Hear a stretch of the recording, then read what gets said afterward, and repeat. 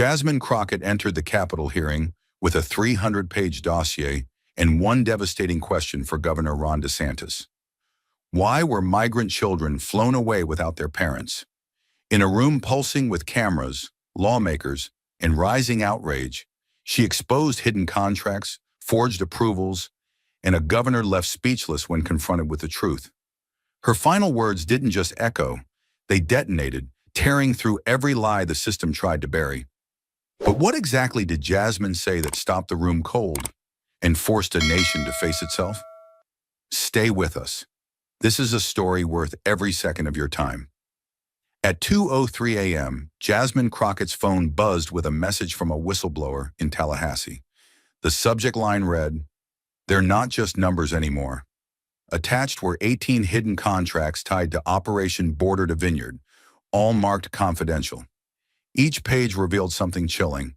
Florida had secretly paid to fly migrants across state lines using taxpayer money, with no consent, no warning. Even worse, the files included receipts for NDAs, proof they were being silenced. Jasmine stared at the screen, jaw tight. This wasn't just a policy, it was a cover-up, and now she had the evidence to expose it. Meanwhile, in the Florida governor's mansion, Ron DeSantis was already in crisis mode.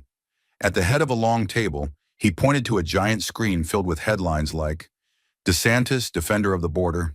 He barked orders at his team. Book TV interviews, call pastors, flood the media.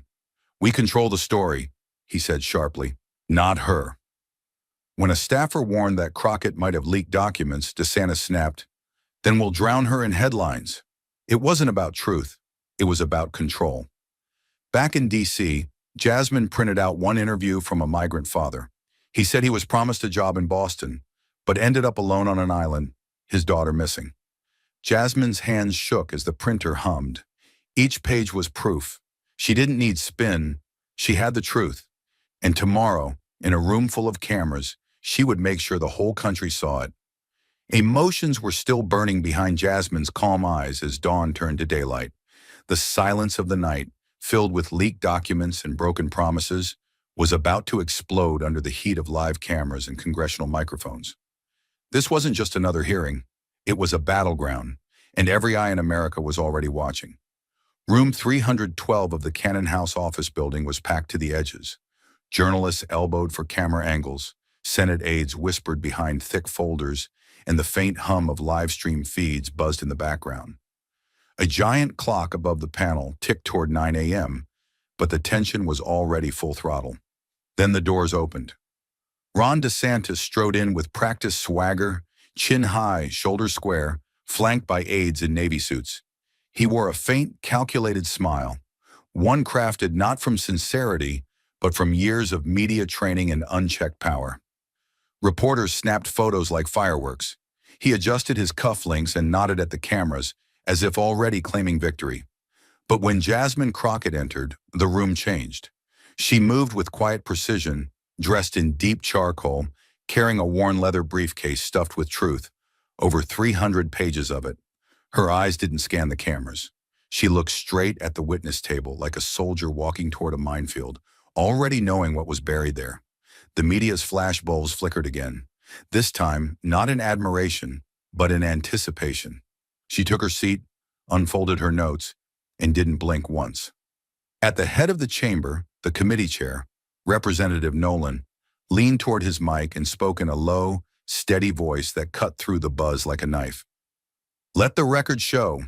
Today, no one is above questioning. No title, no office, no illusion of power. Everyone answers." A murmur rippled through the room. DeSantis shifted in his seat just slightly. Jasmine didn't move. She had waited years for this moment, and she wasn't here to flinch. The chair's warning had barely settled into silence when DeSantis leaned forward, gripping the edge of the microphone like it owed him the floor. The shift was immediate. The smug stillness in his face gave way to the calculated fire of a practiced culture warrior. He adjusted his tie, took one glance toward the press row, and began with the confidence of a man who never expected to be challenged. "Let me be clear," he said, voice sharp and rehearsed. "I acted because the federal government failed. I did what Washington couldn't. Protect our borders. Protect our people." He paused, letting the words hang. daring anyone to interrupt. While others debated policy, I took action, and I make no apologies for doing what needed to be done. Cameras flashed. His words echoed across the walls like a verdict. This was never about cruelty. It was about control. And if some people want to politicize protection, that's on them. For a split second, the room held its breath, until Jasmine Crockett slowly turned a page in her file, the soft rustle louder than any applause. She didn't need to stand. Her silence spoke louder than his speech. What DeSantis framed as duty, she knew was theater. What he called protection, she saw as manipulation wrapped in state-funded cruelty. She had watched governors dodge accountability before, but this one came armed with justifications scripted like campaign ads, and she was ready to rip every line apart. The governor's final words were still echoing through the room when Jasmine Crockett raised her eyes and raised the temperature. No flourish, no theatrics. Just a steady, cutting voice that sliced straight through the political fog. "You didn't protect anyone, Governor," she said, her tone sharp and unwavering. "You used human beings as props. Migrant families, children, people who trusted this country, and you turned them into talking points." Gasps murmured along the back wall. Jasmine leaned forward now, placing a thick folder on the table like it was a weapon. "And I'm not guessing. I have proof. Names, contracts, flight logs. Every lie dressed up as policy is sitting right here." Her hand didn't shake as she opened the folder. Her eyes locked on DeSantis, and in that moment, it wasn't a hearing, it was a trial. And the jury was the entire country. The room shifted. The weight of two worlds collided, one built on spin, the other on truth. Crockett's words stripped away the glossy veneer of control DeSantis had wrapped himself in moments earlier. What had been a room full of observers now felt like a charged arena. Reporters froze mid-type, unsure whether to document or witness. Jasmine wasn't just questioning a governor. She was indicting a system, one that allowed power to be used like a weapon, unchecked and smiling. Her voice didn't rise, but her presence did. And in that stillness, the stark divide between them burned bright. His politics of fear and dominance versus her defiance, born of justice and memory. It was no longer just a disagreement. It was a war over what kind of country this would be. The pause between Jasmine's last sentence and what followed felt like the calm before a storm no one in the room could stop. She didn't raise her voice, didn't rush, didn't need to. Truth doesn't need to shout when it's loaded like a freight train. She pulled a sheet from her folder and held it up, a printed flight manifest, names blacked out for protection, but the data fully visible. These 28 people were placed on planes funded by Florida taxpayers, she began, her tone deliberate, controlled, but unmistakably urgent. They weren't criminals. They weren't warned. They weren't even informed. She scanned the room slowly. They were promised jobs. They were told they'd be helped. But instead, they were flown across the country like cargo and dropped into unfamiliar cities with no explanation, no legal support, and no way home. She stepped to the screen beside her and pressed play. The lights dimmed, not theatrically, but as if the room itself knew what was coming. The video footage was raw, a handheld phone shaky, catching a young man sitting on a bench near a Massachusetts church. His jacket was too light for the autumn chill. His voice, barely audible, broke as he spoke in Spanish. Subtitles appeared beneath him. "They said I was going to Boston to work. I thought I would send money home. But when we landed, they just left us. No one told me what this really was." He looked down at his hands, then up again. "I didn't know I'd be part of someone's game." The video cut to another man, older, holding a flyer given to him before the flight. It was written entirely in English. He shook his head slowly. "I asked what it said. They told me just to sign." The camera zoomed on his eyes, exhausted, confused, hollowed out by disappointment. Then came the line that broke the room. "I thought I was going to work, not to be laughed at on the news." When the screen went dark, you could hear the hum of the air vents again. That's how quiet it got. Even the reporters had stopped typing. No rustling paper, no whispered comments. Just silence, and the echo of a man who came looking for a future and found himself turned into a headline. Jasmine stood motionless for a moment, eyes fixed on the screen, as if holding space for every person not in that room to speak for themselves. She turned back toward the committee, voice barely louder than a whisper, but impossible to ignore. These are not policies. These are not numbers. These are people. And this is what we've done to them in the name of politics. Her gaze landed on DeSantis, who now sat frozen, his hands clenched in front of him, jaw locked. Tell me, Governor, what exactly were you protecting when you stripped away their dignity? In that moment, there were no red states or blue states in the room, only faces, some ashamed, some angry, all suddenly unable to look away. The weight of Jasmine's evidence hung in the room like smoke, thick, inescapable, choking. And yet DeSantis didn't flinch. He leaned forward, adjusted his mic, and delivered the same kind of polished sidestep that had gotten him through dozens of press briefings. With all due respect, he said, his voice even but tightening at the edges, the execution of those flights was handled entirely by local coordinators, contractors, third-party logistics teams. I wasn't involved in operational decisions. Any confusion, any miscommunication, that's on them, not me. It was the kind of answer that sounded reasonable. If you hadn't seen what Jasmine had seen, if you didn't know what was coming next. But Jasmine did. She didn't even look up at him as she reached for another document, already open to the highlighted section. Her voice came slow, sharp, and deliberate, each word laid down like a brick in the path to a trap he hadn't seen until it was too late. Is this your signature, Governor? She asked, sliding the page toward the camera for the room to see. It was a standard approval memo, dated 3 weeks before the first flight. Bold at the bottom in black ink, approved R. DeSantis. Her eyes met his then, calm and unblinking. Because if you didn't authorize this, someone has a very good imitation of your handwriting and your executive stamp. The silence cracked wide open. A ripple moved through the room. First disbelief, then something colder, realization. DeSantis blinked, lips parted as if to speak, but no words came. The illusion of distance, of plausible deniability, dissolved under the fluorescent lights. Jasmine didn't smirk. She didn't gloat. That wasn't her job. Her job was clarity. And the truth had just hit the floor like a gavel. The silence after Jasmine revealed the governor's signature was heavy, but it wasn't over. She leaned slightly forward, eyes steady, voice calm, as she said, Mr. Chairman, I request the committee now hear from Mr. Marcus Ellis. A ripple moved through the room. Few had expected this name to appear. A former DHS field liaison who had served in multiple migrant intake centers across Florida and Texas. When Ellis stepped up to the microphone, he didn't come like a man chasing headlines. He came like someone who'd carried too much for too long. His hands trembled slightly as he adjusted the mic.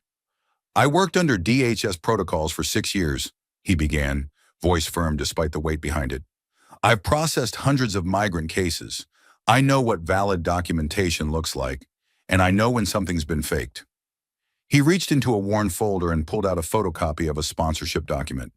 I saw the same 5 names listed as migrant sponsors over 30 different times. Same signature, same address, even the same phone number? He took a breath. I tried to raise it internally. I was told not to ask questions. He paused then, looking directly at Jasmine. It wasn't just negligence, he said quietly. It was deliberate. These weren't clerical mistakes. These were manufactured identities created to push through fast approvals, to make it look like every migrant had a place to go, when they didn't. The audience sat motionless. Ellis continued, I left because I couldn't keep lying to people who had already lost everything. Some of them were fathers separated from children. Some were teenage girls told they were going somewhere safe, but had no clue what city they'd wake up in. Jasmine didn't look away. She had heard enough to know this wasn't about policy anymore. It was about people used as pawns. She turned back to her desk and lifted a single page.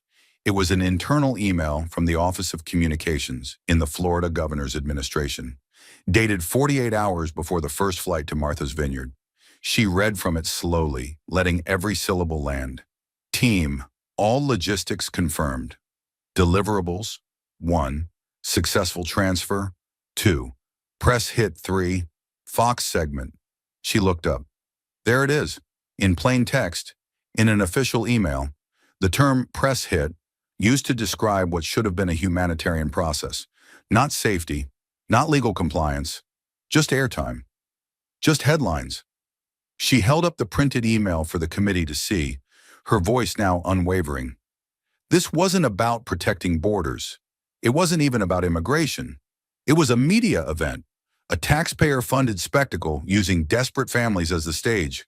She turned slowly to face DeSantis. And Governor, if your office had enough time to coordinate TV coverage, then don't tell me you didn't know what was happening. The room cracked open, not with sound but with understanding. For the first time, the mask of control on DeSantis's face faltered. What Jasmine had exposed wasn't a bureaucratic misstep. It was intentional deception, camouflaged as leadership. And now it was all on the record. The moment DeSantis realized the room was slipping from his control, his tone shifted from measured deflection to visible fury. The facts were too specific, the documents too real, and the witnesses too credible. His mask of cool authority cracked, and what emerged was raw, defensive aggression. He leaned into the microphone, jaw tight, voice sharp like snapped wire. "Let's stop pretending this is about truth," he growled, eyes locked on Jasmine. "This is a political hit job, nothing more. Orchestrated by a radical left activist who's built her entire career on tearing down law enforcement, undermining order, and fueling anti-American sentiment." His finger jabbed toward her across the table. "You're not here for the facts. You're here for the cameras, for the clicks. You want outrage, not answers." He paused just long enough for the tension to thicken. "While you were drafting tweets, I was protecting Floridians. And I won't sit here and be lectured by someone who doesn't know the first thing about real leadership." His voice echoed with venom, but the room wasn't echoing back. No applause, no nods, just quiet discomfort. Jasmine didn't blink. She didn't flinch. She simply closed the folder in front of her, slowly, like a final chapter being marked for judgment. Outside the walls of that chamber, however, the battle had already moved to a different arena. Within minutes, the internet caught fire. A 47-second clip of DeSantis shouting down Jasmine, her face calm, unreadable, was reposted over 100,000 times before the hearing even ended. Comment threads exploded with reactions. "He's unraveling. This is what fear looks like. She didn't raise her voice once and still won the room." Screenshots of the email marked "Press Hit plus Fox segment" became viral proof of exploitation. Journalists updated headlines in real time. Crockett holds line against DeSantis meltdown. On TikTok, young viewers layered Jasmine's quiet stare over orchestral swells. On Reddit, legal experts broke down every word he said, pointing to where his argument crumbled under scrutiny. By the time DeSantis finished speaking, the narrative had already left the building, and it was not in his favor. Americans weren't seeing a governor defending policy. They were seeing a man cornered by truth, lashing out at the one person in the room who had the courage to call him out. And no amount of shouting could change that. The tension from DeSantis's outburst had barely settled when Jasmine Crockett quietly reached into her folder once more. Her movements were slow, deliberate, almost too calm in contrast to the storm she was about to unleash. She looked up, locked eyes with the committee chair, then shifted her gaze back to the room, her voice steady but cutting.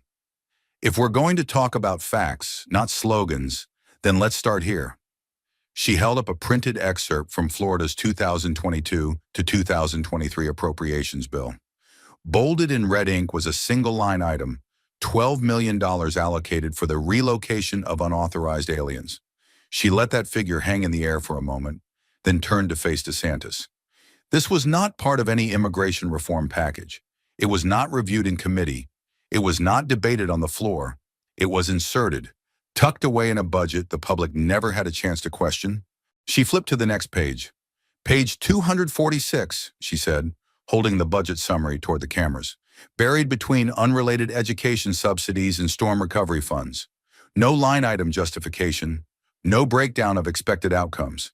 Just $12 million handed directly to the governor's office with virtually no oversight." Her voice didn't rise. It didn't need to. "Do you know what $12 million could do in Miami-Dade right now? In Broward? In Palm Beach?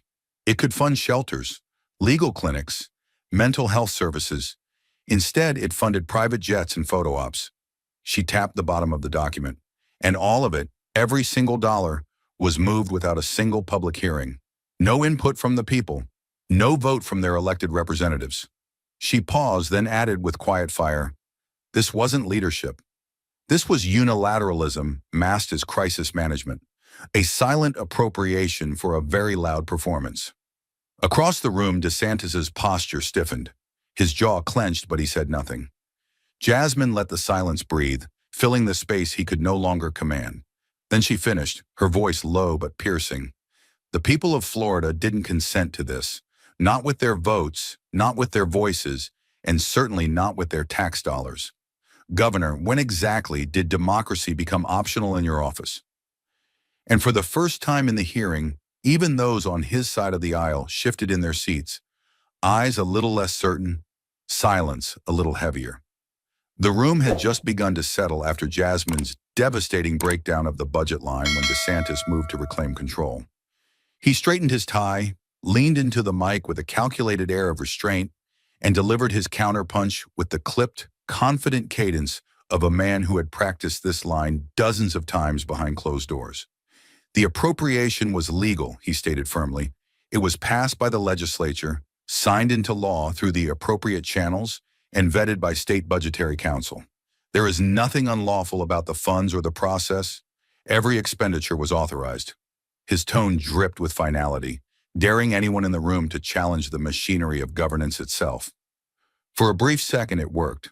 Some committee members nodded reflexively, others shuffled their notes, relieved perhaps to return to the familiarity of procedure and legal formality. But Jasmine didn't blink. She'd been waiting for him to say exactly that. With the precision of a surgeon, she slid a single page from her folder and held it up for the room to see. It was marked Amendment 7A, line 1225, Governor's Executive Allocation. A timestamp gleamed at the bottom, 11:42 p.m., June 30th. Jasmine didn't need to raise her voice. The document did the work. "What the governor failed to mention," she began, cool and unshaken, "is that this line item was not part of the public version of the budget review during daylight hours. It was inserted after the final public session had closed. No debate, no recorded discussion. It slipped in during what insiders call the twilight window, a maneuver used to bury controversial spending in the chaos of midnight revisions." She tapped the lower corner of the page, pointing to the obscure procedural clause cited. Rule 7.13, Emergency Post-Session Revisions. Then she looked up and added, "A rule not intended for immigration programs, but for actual emergencies, like hurricane relief or structural collapse." Her voice hardened slightly. This wasn't oversight. It was concealment, executed not with transparency, but with tactical ambiguity. The kind of maneuver used by leaders who don't want their constituents to read what's been done in their name until it's too late. A visible shift moved across the chamber like a wave breaking over glass. DeSantis remained motionless, his jaw tight, eyes fixed forward. But the atmosphere had changed. What had once been mild deference toward a rising national figure now cracked into doubt. One by one, committee members began flipping through their copies of the budget. Staffers behind the dais leaned in and whispered. Journalists who had arrived expecting a soundbite spectacle now found themselves chronicling what looked less like partisan sparring and more like the slow, public unraveling of a powerful man's carefully curated image. Jasmine looked around the room one last time before speaking again. Her words came low and clear. "If power is exercised in silence, behind closed doors, with no voice from the people, then what we're witnessing here today isn't governance. It's manipulation, and it must be exposed." In that moment, the tide turned, not with an outburst, not with a vote, but with something far more irreversible, the loss of trust. The courtroom had grown cold, not from temperature, but from the unmistakable chill that follows when truth sinks its teeth into power and refuses to let go. Jasmine Crockett had walked the committee through contracts, budget loopholes, fake paperwork, and PR schemes. But now she reached for something different. Not a legal brief, not a policy memo. Just a single piece of paper, folded 4 times, edges worn like it had been held too tightly by too many hands. Her voice when she spoke was quieter than before. Not weak, just reverent. Like she knew what came next didn't need volume. It needed silence. "I want to share something with this committee," she said, looking down at the paper in her hands. "This letter was written by a child, 11 years old, who was placed on one of the governor's flights to Martha's Vineyard. Her name is Isabella. She was separated from her mother at a temporary holding site. She didn't speak English. She was told nothing about where she was going. And no one told her when she would see her family again." Jasmine unfolded the note slowly, carefully. "It's written in pencil, in Spanish. We had it translated by a volunteer. I want her voice, not mine, to close this chapter." She began to read, eyes scanning each line like it was a wound. "They put us on a bus. I asked if my mama was coming, and they said she was in another place. They gave me a bag of snacks. We drove a long time, and I fell asleep. When I woke up, I was on an airplane. I thought maybe we were going to see my cousins. But we landed, and I didn't know anyone. A lady gave me a blanket and told me to wait. I waited all night. I didn't see my mama. I didn't see anyone I knew. Why did they fly me away without my mom?" The final sentence landed like a brick on the soul of the room. No one moved. No one blinked. The lights above hummed softly, but even that seemed too loud now. One congresswoman, a mother of 3, lowered her head, visibly trembling, and wiped a tear from the corner of her eye. A staffer near the door stopped typing. The weight of that question, "Why did they fly me away without my mom?" didn't just linger, it burrowed.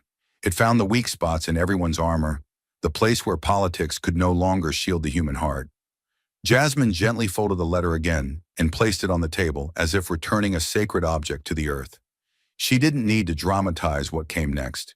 She just spoke, slowly and clearly, like someone who had spent her life learning how to carry pain with dignity. "This is what we're debating," she said, eyes still fixed ahead. "Not strategy, not borderlines. A child who thought she was going to see her cousins and woke up alone in a strange place with strangers." Her voice caught, not with weakness, but with the sheer weight of the truth. This is not about national security. This is about national conscience. Then came the final blow, not shouted, not rehearsed. Just the truth spoken plainly, as it always should have been. This was never about the border. It was always about the heart. DeSantis said nothing. He sat still, eyes cast downward, hands gripping the edges of his chair like he could hold something together by force of will alone. But the room was already slipping away, not because Jasmine had won, but because she had told the truth, and the truth had finally made itself undeniable. As the echo of Jasmine's final words, "This was never about the border. It was always about the heart," faded into the stunned silence of the chamber. No one expected what came next. Not the committee, not the press, certainly not the governor. The door at the back of the hearing room opened quietly, almost unnoticed. A man in his late 20s in a simple navy blazer and khakis stepped in. No press badge, no legal entourage, just a folder clutched tightly in his left hand, and the kind of posture that only comes from carrying a truth too long. His nameplate read Ethan Morales, and while most eyes scanned their agendas confused, Jasmine didn't blink. She knew the name. She had seen it buried in the metadata of a document dump 3 weeks earlier, barely mentioned, quickly dismissed as junior comms staff. But Ethan Morales was no ordinary staffer. He had worked for 2 years inside the Florida governor's communications office, first as a speech assistant, then as a junior coordinator on special projects. It was a job that meant access to internal talking points, media booking emails, press briefings, and more importantly, to the real-time flow of power. When he was sworn in, his voice cracked slightly, not from nerves, but from something deeper. Regret. "I didn't think I'd ever be sitting here," he began, staring straight ahead. "But I can't keep holding this anymore."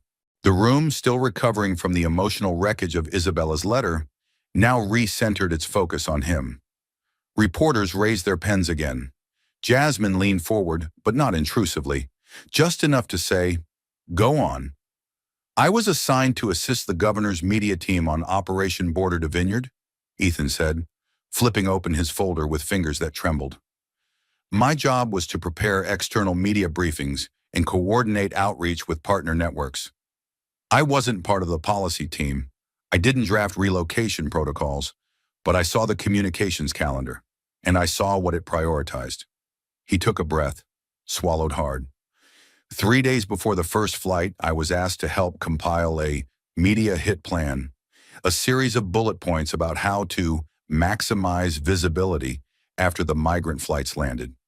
Included in the plan were timestamps for Morning Fox and Friends coverage, messaging guides for conservative radio, and one item I couldn't ignore: secure segment for governor, exclusive if possible, tied to national immigration failure. His voice grew quieter. We weren't solving a problem. We were building a brand. Jasmine gently stood, her voice soft but clear. Mr. Morales, did you ever raise concerns about what you saw? Ethan nodded, shame flashing across his face. Yes, once. I said I didn't think it was right that we were crafting TV narratives before the planes had even left the ground. I was told it was above my pay grade. He opened to another page, an internal Slack transcript, printed and time-stamped. Highlighted in yellow was a comment from a senior media advisor. Delete all internal comms related to Fox. Governor wants no trace. There was no gasp, just silence. The kind of silence that says everyone already suspected, but never expected to see it in ink. I complied, Ethan said. I deleted everything I had access to from our shared drive. Internal call logs, talking point drafts, meeting notes. I didn't understand the full scope then, but I do now. Jasmine walked slowly toward the display screen, inserted the flash drive Morales had handed her, and pulled up a calendar. This, she said, is a communication schedule from the governor's office dated 5 days before the flights. There's no mention of legal review, no humanitarian coordination, but here, highlighted, is a planned segment titled Crisis Response, Bold Florida Leadership, scheduled for 7:48 a.m. Eastern on national television. She turned to the committee, her voice now cutting through the air like a blade. This wasn't a relocation plan. This was a campaign rollout, funded by taxpayers, executed on the backs of migrant families, and orchestrated not in the legislature, but in a media war room. At the far end of the dais, one Republican congressman, a loyalist known for defending DeSantis in past sessions, leaned toward his colleague and whispered, just barely audible to the hot mic, "We're in trouble."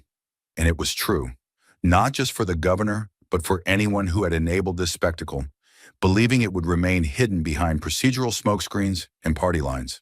Because what had started as a question of policy was now a question of character, and the answers at last were beginning to surface. Jasmine closed the calendar file and looked back at Ethan. "Mr. Morales," she asked gently, "why come forward now?"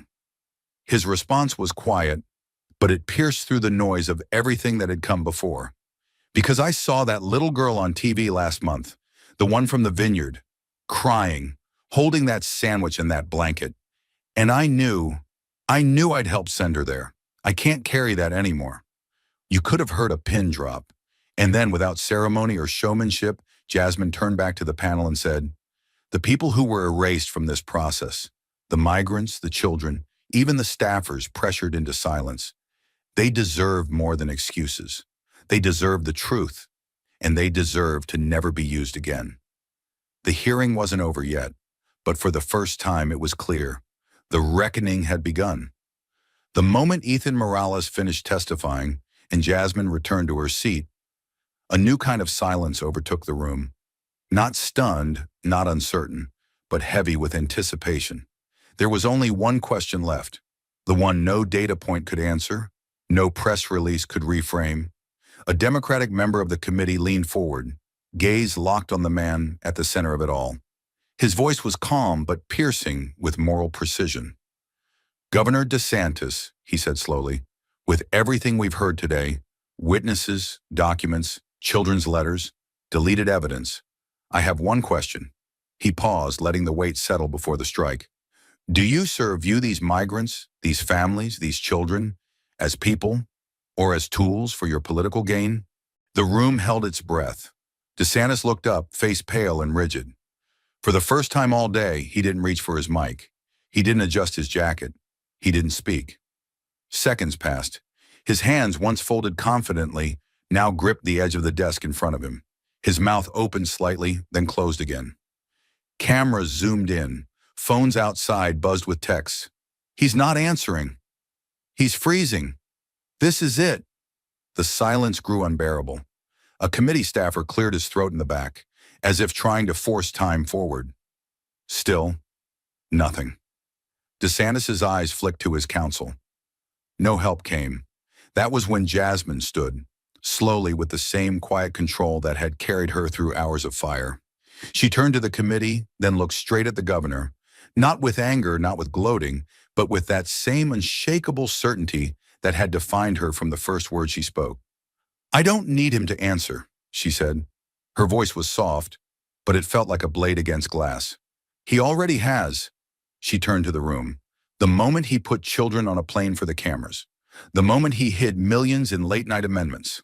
The moment his office deleted records and called it strategy. She leaned in just enough to let her voice carry, not loud, just undeniable. "That told us everything we need to know." Then she paused, looked around at the rows of lawmakers, the staffers scribbling notes, the press pool blinking in disbelief.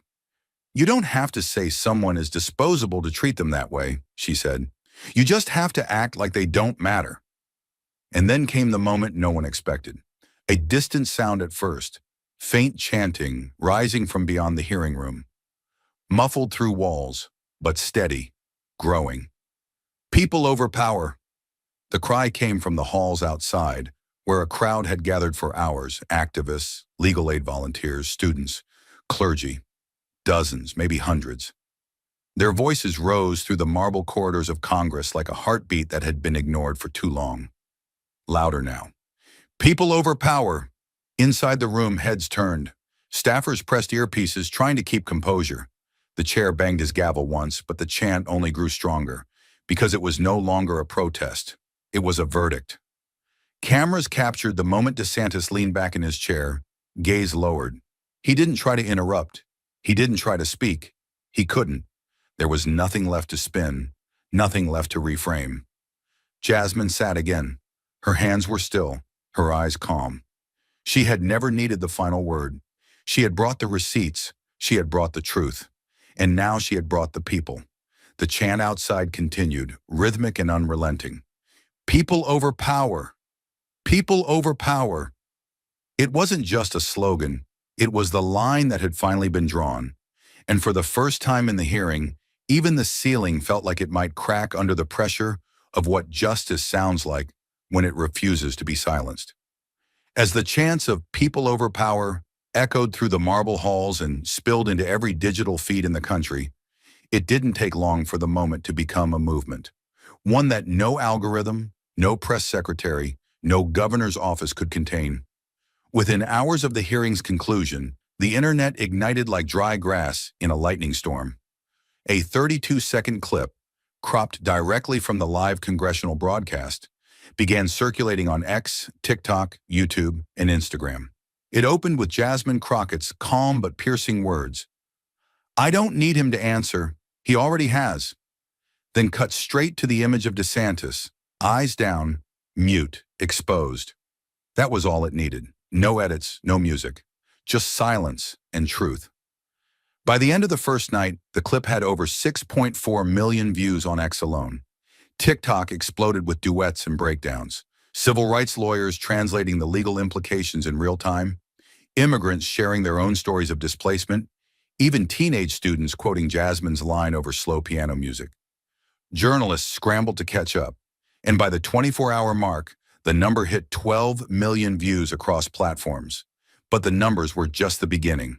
The headlines came next. Sharp, immediate, and almost unanimous in their tone. Politico, Crockett versus DeSantis, a turning point in the immigration debate. The Washington Post, when silence speaks louder, governor refuses to answer direct question on migrants. The New York Times, The Vineyard Reckoning, Jasmine Crockett's cross-examination goes viral, shakes national conversation. Even conservative outlets couldn't ignore the moment, though many tried to soften the impact. Fox News ran the headline, "DeSantis holds line amidst partisan attacks." But the clip embedded in the article told a different story. Commenters flooded the page with just 4 words. She never blinked once. Cable networks looped the footage like it was a courtroom drama.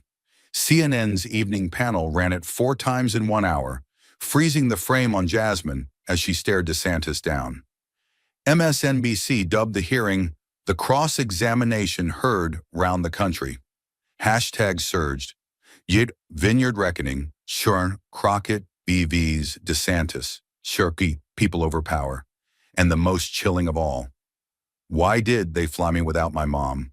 A line from the little girl's letter that had been turned into a rallying cry overnight. But it wasn't just viral, it was visceral. In classrooms, teachers paused history lessons to let students watch the hearing in real time. In churches across Texas and Florida, faith leaders referenced Jasmine's words in sermons about truth, justice, and accountability. Veterans groups released statements condemning the use of deception against vulnerable populations. Civil rights attorneys began drafting inquiries. Immigration clinics were overwhelmed with calls, and community organizers, some of whom had never heard Jasmine's name before that day, began printing flyers, quoting her closing line, "This was never about the border, it was always about the heart." The backlash against DeSantis' team was swift. Internal staffers began leaking emails anonymously to reporters. One revealed a spreadsheet titled Media Leverage Index, listing which cable shows were most likely to cooperate. Another contained scheduling notes referencing migrant flights, volume, 2 quotation marks, indicating plans to expand the operation beyond Martha's Vineyard. The political consequences weren't far behind. A bipartisan ethics inquiry was launched by the Florida State Senate within 48 hours, citing concerns about misappropriated funds and suppression of internal dissent. Federal watchdog groups filed formal requests to audit the $12 million line item Jasmine had exposed. One senior Republican, speaking off record, told the Miami Herald, "This isn't just bad optics, it's a breach of trust." Meanwhile, Jasmine Crockett became a name no one could ignore. She didn't hold a press conference. She didn't post a victory thread. She just returned to her office in silence, reviewing transcripts, making calls to legal aid clinics, sending quiet thank you texts to witnesses who had risked their careers to testify. But her name was now on lips from Tallahassee to Los Angeles. Not because she had shouted or insulted or grandstanded, but because she had endured, exposed, and refused to look away. Commentators began comparing her to other iconic congressional truth-tellers, Barbara Jordan, Shirley Chisholm. Even some centrist outlets dared to ask if Crockett was becoming the moral center of a fractured chamber. And still, the views climbed. By the end of the week, 23.6 million people had watched her cross-examine DeSantis. By the end of the month, she was invited to deliver a guest lecture at Yale Law School on constitutional ethics and executive overreach. But she declined. Instead, she returned to Texas and visited the church where Isabella, the little girl from the letter, had finally been reunited with her mother. She didn't bring cameras. She just sat quietly in the back pew, tears in her eyes, hands folded, listening to a child's voice sing in Spanish. It wasn't about winning. It never was. It was about making sure the next girl never had to ask, "Why did they fly me without my mom?" And in the silence that followed, the country realized something had changed. Not in the headlines, not on social media, but in the mirror. The headlines faded, the chants quieted, and the internet moved on, as it always does. But what Jasmine Crockett had set in motion was no momentary blaze. It was a fuse, one that had finally reached the powder keg beneath America's politics of cruelty. And when it blew, the shock wave reached every level of power. Just 17 days after the hearing, the Department of Justice confirmed what had been whispered in legal circles since the clip went viral. A federal investigation into Governor Ron DeSantis' misuse of state funds had been formally opened. The case was classified under Title 18, abuse of federal and state authority in connection with the transportation of vulnerable individuals under false pretenses. The investigation wasn't just a headline, it was a signal. Subpoenas were issued, Communication servers were seized. Several of the governor's senior aides received knock-and-talk visits from federal agents before sunrise. At the heart of the investigation was one document, the line item from Florida's budget, $12 million approved via a midnight rider clause for the relocation of unauthorized aliens. But now investigators weren't just asking how the funds were moved, they were asking why. Internal communications, leaked by whistleblowers after the hearing, painted a damning picture. Emails from the governor's office referred to visibility metrics, headline value, and potential 2024 leverage. Most incriminating of all was a single message sent 2 hours before the first flight. "We get this footage right. We own the week. Let the libs scramble. Fox is locked. Let's make history." The DOJ wasn't interested in politics. It was interested in intent. And with Jasmine's hearing now the centerpiece of public evidence, intent had never looked clearer. Meanwhile, far from Florida, across the Atlantic, an unexpected email arrived in Jasmine Crockett's inbox. Its subject line was simple: Invitation, Geneva, UN Human Rights Council. The body of the message read, "The Office of the High Commissioner for Human Rights formally invites Representative Jasmine Crockett to deliver a special address at the 76th session of the United Nations Human Rights Council on the topic of migrant dignity and political exploitation. Your testimony has sparked global legal and humanitarian discourse. The world is listening." At first, Jasmine didn't reply. She didn't know what to say to the idea of standing in Geneva, thousands of miles from the family she fought for, in a hall lined with flags and protocol. But after speaking with immigration advocates, civil rights leaders, and, most importantly, the family of young Isabella, she accepted. And when she arrived, the contrast was jarring. The hall at the United Nations was cold, pristine, and silent. Not like the raw, combustible hearing room where she'd faced off with DeSantis. Delegates sat in rows beneath soft lights. Earpieces buzzed with translations. Cameras rolled, but no one shouted. No one sneered. It was the kind of room where truth was heard not because it provoked, but because it endured. Jasmine stepped up to the podium. No blazer this time. Just a black dress, a simple necklace, and that same fire in her eyes. She began with the story that had broken the hearing wide open. Her name was Isabella. She was 11. She didn't speak English. She was flown from Texas to Massachusetts without explanation. She thought she was going to see her cousins. Instead, she was left alone, cold, afraid, and wondering why the country she had trusted had turned her into a symbol. Her voice didn't waver, but her hands gripped the edge of the podium. She is not alone. Across the world, migrant children are being used as pawns, displaced not just by conflict, but by politics, by campaigns, by leaders who see a border not as a challenge to solve, but as a theater to exploit. In my country, a sitting governor used public funds to orchestrate media spectacles, disguised as immigration policy. And when we asked him if he saw these people as human beings, he had no answer. She paused, letting that silence echo in Geneva, just as it had in Congress. And that silence told us everything. What followed was not applause, it was reflection. Delegates from Europe, South America, and Africa met her afterward to express solidarity. Legal scholars cited her speech in briefs about asylum reform. Her words were translated into 12 languages and used in migrant advocacy campaigns from Morocco to Mexico City. Back home, the momentum didn't slow. Petitions surged to codify federal limits on state-led relocation of migrants. A congressional subcommittee inspired by the hearing began drafting a bipartisan bill, the Migrant Dignity Act, co-sponsored by members from both parties, with Jasmine tapped to help shape its language. She requested only one clause be named after someone, Isabella's Law, to ensure no child could ever be separated and moved across state lines without legal representation or guardian consent. As for DeSantis, he remained in office, but something had shifted. He was no longer the unshakable face of defiance. He was a man under scrutiny, under watch, and most of all, under the weight of a question he could never answer.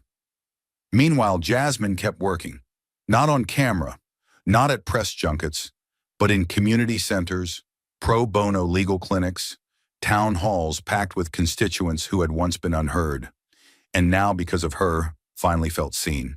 And though she returned from Geneva with honors, photo ops, and interviews waiting, she chose instead to walk into the next hearing like she always had, with her head high, her voice calm, and her evidence ready. Because the battle wasn't over, but the silence was.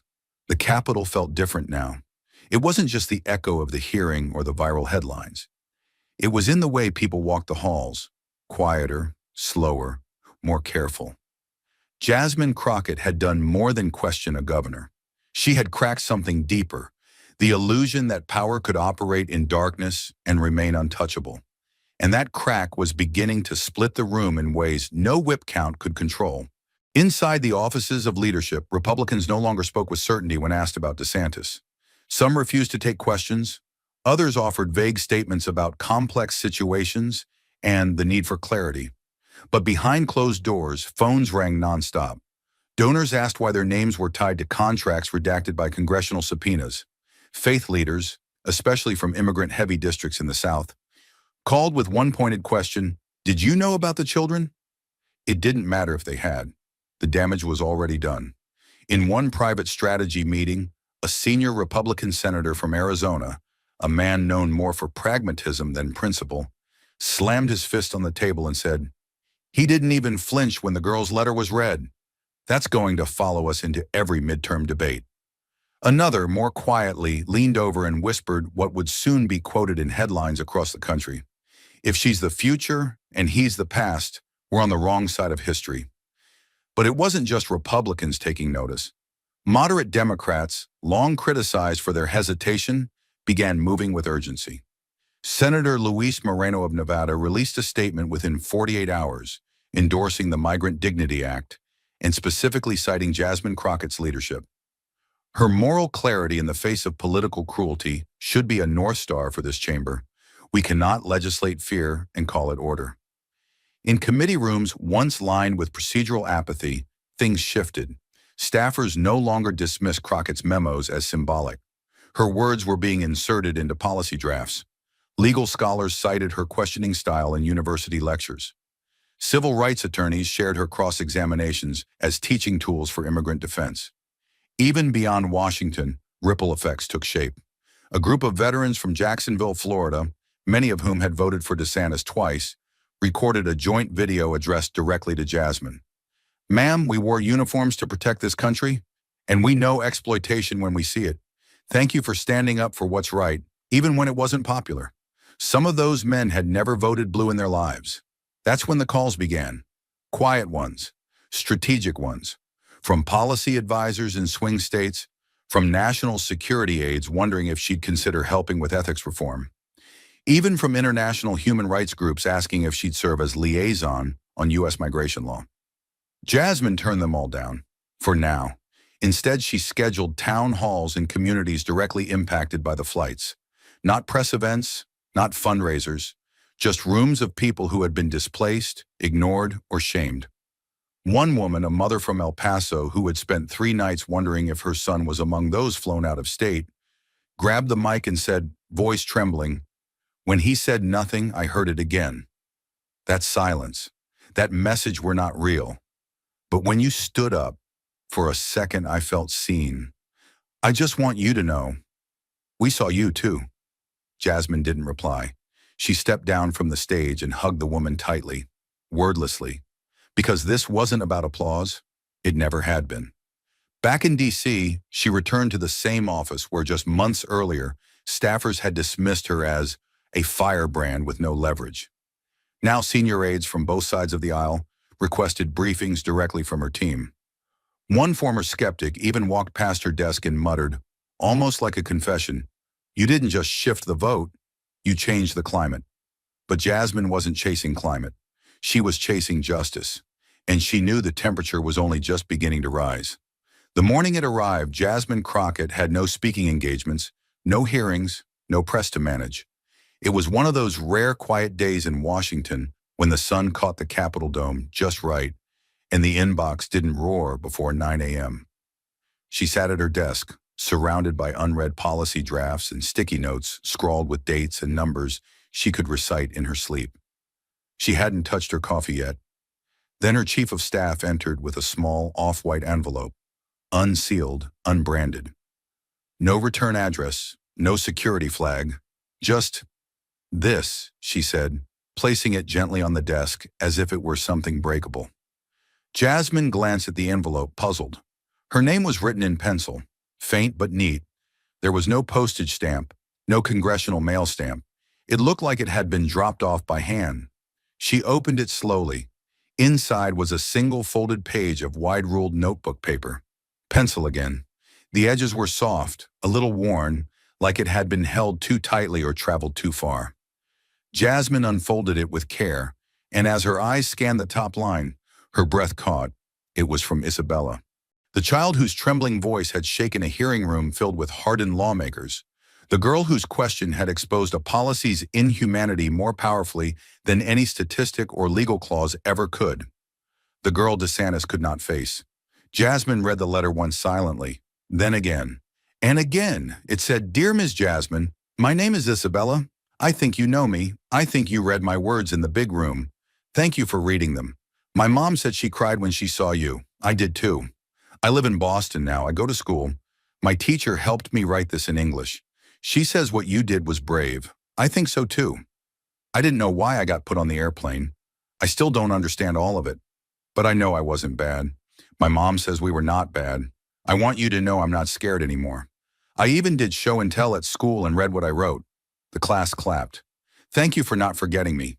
If you come to Boston, maybe I can say thank you with a hug. Love, Isabella." There were no hashtags, no politics, no strategic phrasing, just truth. Jasmine stared at the letter, motionless, her throat tight. She leaned back in her chair, eyes still locked on the words. For a few minutes, the noise of Washington receded. The buzz of alerts, the murmur of aides in the hallway, the vibration of her phone. It all fell away. This wasn't policy. This was why policy mattered.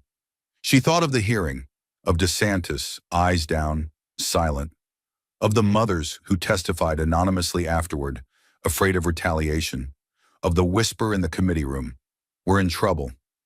And she thought of Isabella, sitting in some Boston classroom, not understanding the full machinery of power, but understanding the one thing that had eluded an entire state government, that children aren't pawns.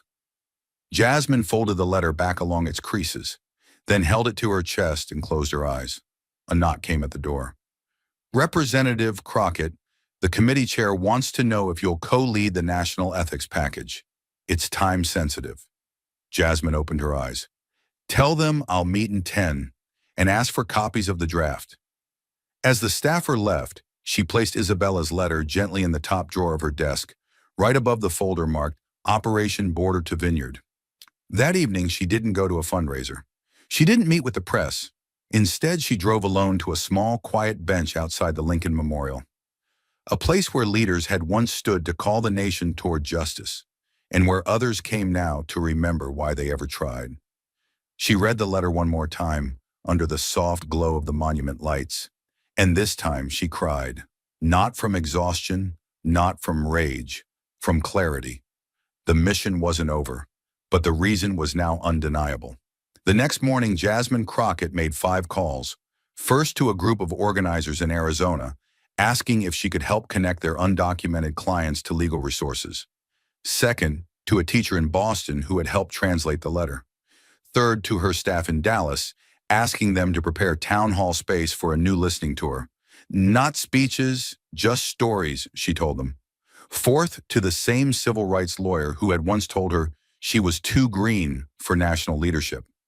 She asked him to help vet policy language on one condition: we keep the names in it, no numbers without names.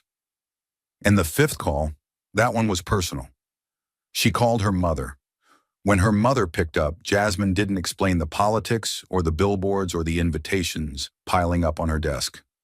She just said, "Mama, a little girl wrote me a letter. And I think it's time I do more than fight from a seat." Her mother didn't speak for a moment. Then came the quiet reply. "Then stand up, baby. The whole country's watching now." In the weeks that followed, national headlines speculated nonstop. Will Jasmine Crockett run for Senate? Could Crockett lead the Migration Oversight Committee? The woman who made DeSantis go silent. What's next? But Jasmine said nothing. Not yet. She was too busy. Reading letters, hosting listening sessions, walking into rooms not to dominate, but to understand. Because real power doesn't come from the mic. It comes from refusing to walk away when silence would be easier. And when she finally did speak, it wasn't on a stage. It was on a live stream from a South Texas shelter, surrounded by immigrant families, volunteers, and children who had waited too long for someone to say what she now carried like a banner across every room she entered. You are not invisible, not anymore. And as Jasmine stood beneath the dim lights of that Texas shelter, Isabella's letter still folded neatly in her coat pocket, it became clear this was no longer just a victory over one governor, one hearing, one policy.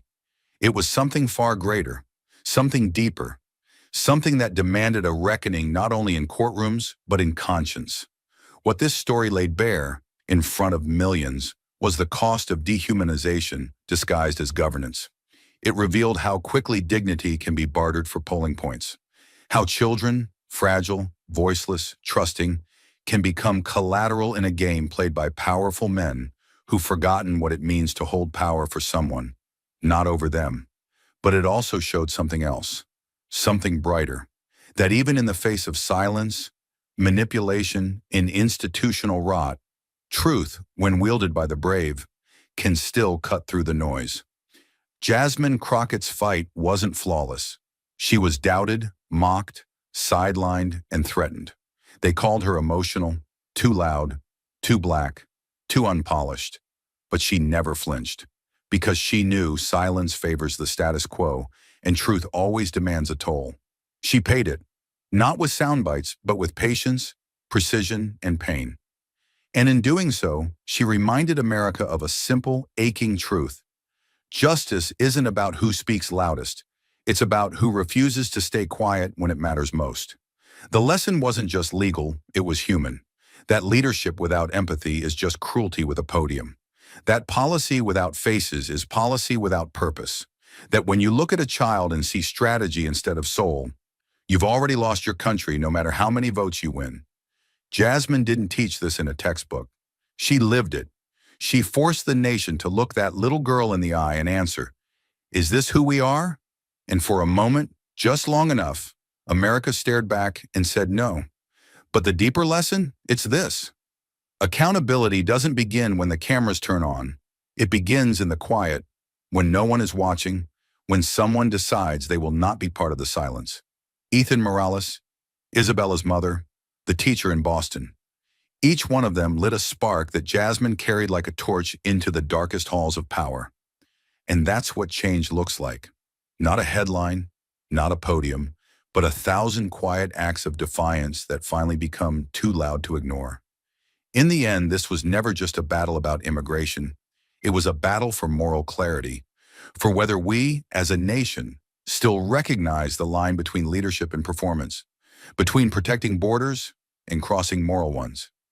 And Jasmine Crockett, standing with nothing but documents and conviction, redrew that line in front of the world. And if this story leaves us with one question, it is this. When history knocks, will you look away or will you stand? Because the real battle isn't over policies, it's over people, and whether we still believe they matter. Thank you for watching until this moment and for standing with us on this journey for justice. Your support means everything. Like, subscribe and turn on notifications so you never miss what's next. And we'd love to hear your thoughts. Leave a comment below and let us know what moved you most in this story. Together, our voices make a difference.